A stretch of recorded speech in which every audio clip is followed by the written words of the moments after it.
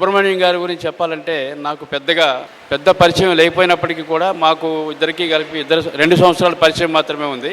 కానీ 2 సంవత్సరాల పరిచయం ఉన్నప్పటికీ కూడా మా పరిచయం 25 సంవత్సరాల కంటే మించిన పరిచయం లాంటిది. అలాంటి అనుబంధం మా ఇద్దరి మధ్య ఏర్పడింది. సుబ్రహ్మణ్యం గారు అందరూ చెప్పినట్లుగా చాలా సౌమ్యులు, అందరితోటి కలుపుకుని పోయేటువంటి తత్వం. హైతనగర్ కాలేజీకి నేను 2-3 సార్లు వచ్చాను, విజిట్ చేశాను వారి ఆధ్వర్యంలో ఎక్స్టర్నల్ ఎగ్జామినర్గా. అదేవిధంగా సార్ని కూడా మా కాలేజీకి ఆహ్వానించాము. ప్రొఫెసర్ ప్రవీణ్ రెడ్డి గారు నేను వారిని సన్మానించాము. ఆ సందర్భంలో ఎక్స్టర్నల్ ఎగ్జామినర్గా వచ్చినప్పుడు కుకట్పల్లి గవర్నమెంట్ డిగ్రీ కాలేజీకి. ఆ విధంగా పరిచయం ఉస్మానియా యూనివర్సిటీలో మా ఇద్దరికి ఏర్పడింది. ఎక్స్టర్నల్ ఎగ్జామినర్గా అపాయింట్మెంట్ కోసం వెళ్ళినప్పుడు వారు కలిశారు అక్కడ.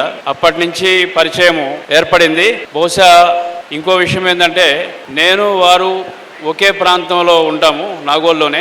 అప్పుడప్పుడు కలుస్తుంటాము, చాలా ఫ్రీక్వెంట్గా మాట్లాడుకుంటుంటాము అనేక విషయాలు. అటు అకాడమిక్గా కానీ రీసెర్చ్ పరంగా కానీ అనేక సందర్భాల్లో కలిసి మాట్లాడుకోవడం జరుగుతూ ఉంటుంది. ఆ విధంగా ఆల్మోస్ట్ రోజు మేము మాట్లాడుకుంటూనే ఉంటాము. అనేక సందర్భాల్లో రోజు గుడ్ మార్నింగ్ పెడుతుంటారు పొద్దున్నే.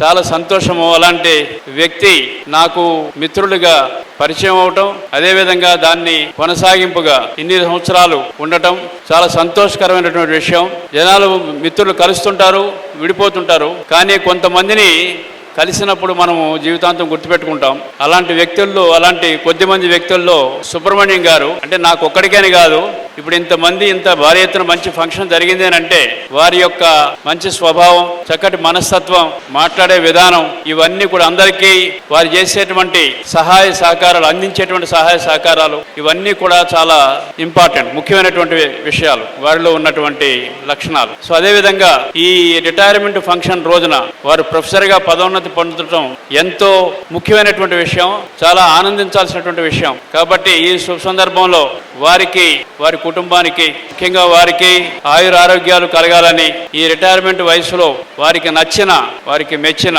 కార్యకలాపాల్లో నిత్యం నిమగ్నమై ఉండి మంచిగా జీవితాన్ని ఆరోగ్యంగా ఆహ్లాదకరంగా నడిపించాలని భగవంతుని కోరుకుంటూ నాకు ఈ అవకాశం ఇచ్చినటువంటి పెద్దలందరికీ నమస్కారాలు తెలుపుకుంటూ సెలవు. థ్యాంక్ యూ అండి.